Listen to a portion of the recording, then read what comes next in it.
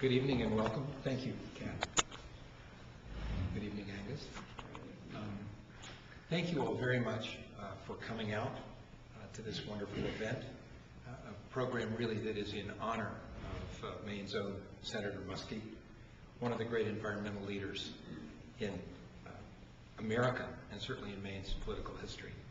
I keep forgetting I'm at a point where I now need these glasses in order to know what I'm going to say. NRCM is especially pleased to be partnering with Bates College this year to co-host the Muskie Lecture, and as Kat mentioned, it's a special occasion for us because it is in fact our 50th anniversary. NRCM was created by a band of citizen activists in June of 1959.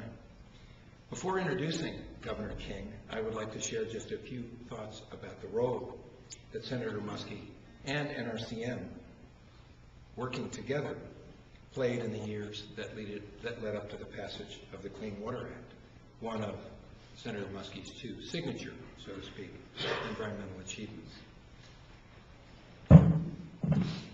In doing so, it's important to look back at what Maine rivers were like in the 1960s.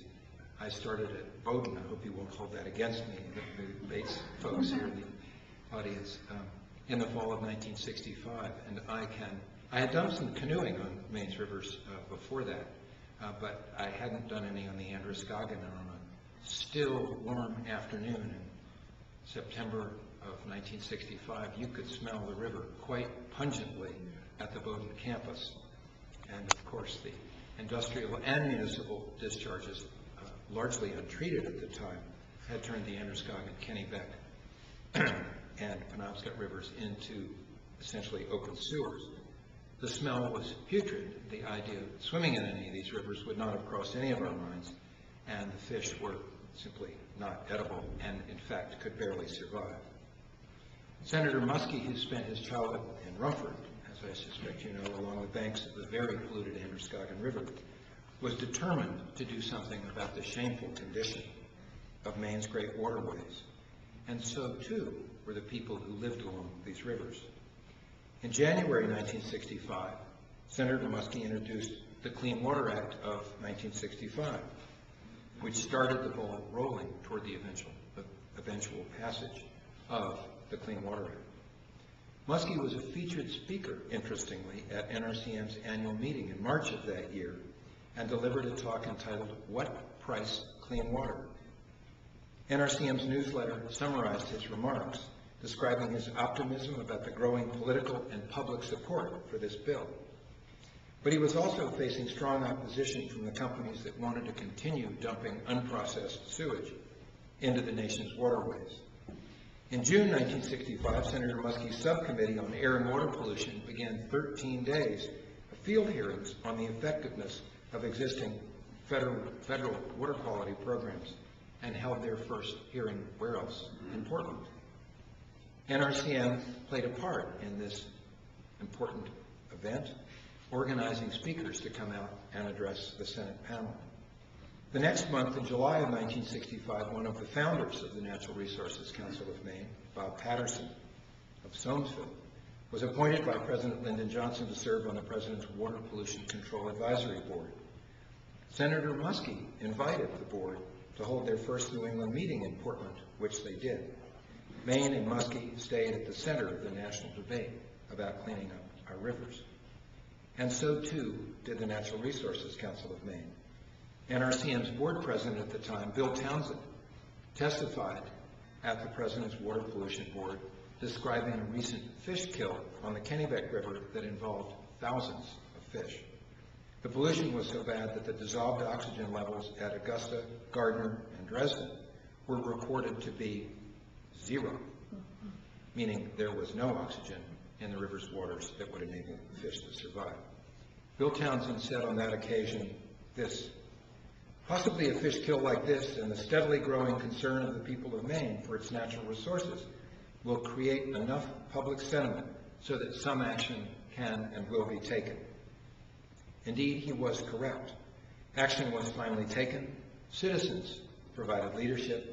Politicians showed courage, and Muskie was the leader of that enormously important effort. Behind him, then, and critical ever since, have been thousands of unsung heroes and volunteers who have helped implement, monitor, and continue to agitate for clean water and for protection of our environment.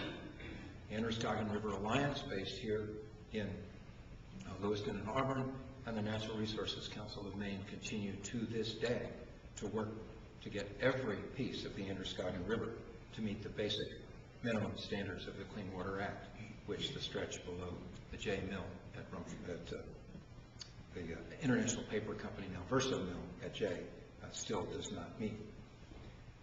Switching to Governor King and his tenure in office, he was at the receiving end of many calls, including our own, for protection of Maine's environment. Governor King helped achieve some major accomplishments, including, and this I know was particularly close to his heart because he was there at the Governor's Outdoor Recreation Commission. I think I've got that name right. Well before he, perhaps before you considered running for governor, I don't know, but back in the late 1980s, which created the Land for Maine's Future program, and Angus, as sitting governor, was a strong champion for LMF and helped to garner additional funds to help us protect land all across the state. As you all know, the Land for Maine's Future program, when we have the leadership and when we can get it through the legislature, is warmly and solidly embraced by the people of Maine and has been every single time it's been on the ballot. Governor King and his staff helped achieve removal of the Edwards Dam, for which he was a real champion. And I remember when John Lund took you out fishing to say, all right, here's the exclamation point, we want your help. And Angus was a great advocate, as he was very early on for the effort to restore the Penobscot River, an ongoing effort as of today. Let me share a little known fact, and actually Angus mentioned this at supper a few minutes ago. In the 1970s, he worked for NRCM as a lobbyist, actually for a coalition of environmental groups that helped pass the bottle bill and the billboard ban, two laws that are among Maine's signature pieces of legislation.